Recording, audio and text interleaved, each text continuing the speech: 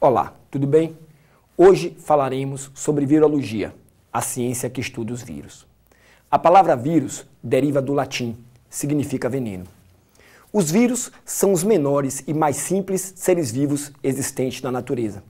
Na realidade, existe até polêmica se os vírus devem ou não ser verdadeiramente classificados, encarados como seres vivos. Entretanto, para entendermos o que é um vírus, é preciso primeiro analisar sua estrutura. Um vírus é formado basicamente por dois componentes. Uma carapaça externa, feita de proteínas, denominada capsídeo, que guarda em seu interior uma única molécula de ácido nucleico, que pode ser DNA ou RNA, em geral, nunca os dois. Entretanto, recentemente descobriu-se a existência de um vírus, denominado citomegalovírus, que possui simultaneamente DNA e RNA. Porém, trata-se de uma exceção. Em geral, podemos admitir que um vírus é apenas uma molécula de ácido nucleico, DNA ou RNA, envolta por um pacote de proteínas. Paradoxalmente, embora os vírus sejam tão simples, eles são os nossos maiores inimigos da nossa espécie, causando diversos tipos de doenças infecciosas, como, por exemplo, a gripe, a poliomielite, a hidrofobia, mais conhecida como raiva, as doenças típicas da infância, sarampo, catapora, rubéola e várias outras, como a herpes, a AIDS, é claro, e, hoje em dia, as tão importantes dengue e febre amarela, que constituem-se em importantes epidemias em nosso país. Agora, precisamos, primeiro, para também estudarmos os vírus com mais profundidade, destacar as suas principais características, que são principalmente as seguintes. A primeira, vírus são organismos acelulares. O que significa isso? Eles não apresentam organização celular, não são formados, não são constituídos por células, como todos os outros organismos do mundo vivo. Como os vírus não são constituídos por células, eles também não apresentam metabolismo próprio. Eles são incapazes de gerar ATP, de gerar energia por si próprio, não apresentam a capacidade de sintetizar proteínas, não podem apresentar reprodução independente. Ou seja, eles são incapazes de realizar as reações químicas necessárias à sobrevivência. Como os vírus são desprovidos de metabolismo, não podem manter a sua capacidade reprodutiva quando isolados.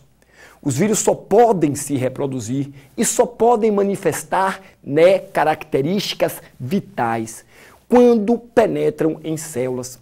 Portanto, são todos eles parasitas intracelulares obrigatórios. Quer dizer, os vírus só se reproduzem dentro de células vivas. E ao se reproduzirem dentro das células, em geral, acabam por determinar a morte dessa célula hospedeira.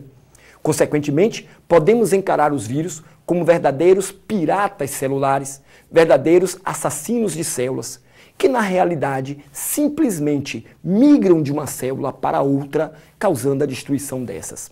Obviamente, por essa capacidade de destruir células ao se reproduzir, que os vírus se tornam os principais organismos patogênicos causadores de doenças, uma vez que, é claro, todos os seres vivos, animais e vegetais, são constituídos por células. Agora, é importante frisar que os vírus são parasitas celulares altamente específicos. O que quero dizer com isso? Um vírus, ao penetrar no corpo de um animal ou vegetal, como, por exemplo, no corpo de um ser humano, ele não invade e parasita o primeiro tipo de célula que encontra. Não. Os vírus, como disse, são específicos. Cada tipo de vírus é parasita de apenas um determinado tipo de célula ou de alguns poucos tipos. Por exemplo, o vírus da gripe é parasita de células do aparelho respiratório. O vírus da hepatite é parasita das células do fígado. O vírus da poliomielite parasita células nervosas. Então, é isso que nós chamamos de especificidade viral. Agora, é importante também ressaltar que os vírus, como organismos patogênicos, devem, logicamente, ser combatidos. Porém, ao contrário do que muitas pessoas pensam, o uso de antibióticos não é eficaz contra as doenças virais. Os antibióticos são eficazes, sim, contra bactérias, mas não contra vírus. É importante frisar que a principal defesa que temos contra os vírus é exatamente a vacina, que não é uma ação curativa, e sim uma ação preventiva.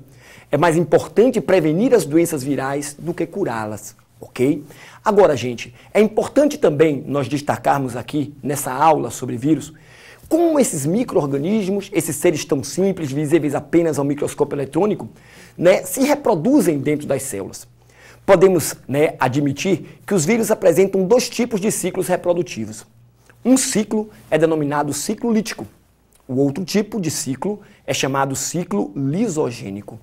No primeiro caso, o ciclo lítico, o vírus penetra na célula, reproduz-se dentro dela e acaba por provocar a morte dessa célula hospedeira. A lise da célula, a palavra lise, que também tem origem da Grécia, uma palavra de origem grega, quer dizer destruição, quebra. Então a célula é lisada, é destruída após a reprodução do vírus. Esse é o chamado ciclo lítico. No ciclo lisogênico, ao contrário, o vírus penetra na célula, mas em geral não causa sua destruição, não causa a lise celular. O que ocorre? O material genético do vírus se incorpora ao material genético da própria célula. E quando a célula se reproduz, esse material genético viral é então transmitido às células filhas, às células das próximas gerações.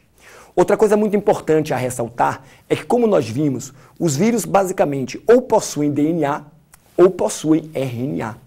Existe um grupo de vírus de RNA muito importante para o vestibular e para o Enem e outras provas que você, consequentemente, poderá enfrentar no futuro.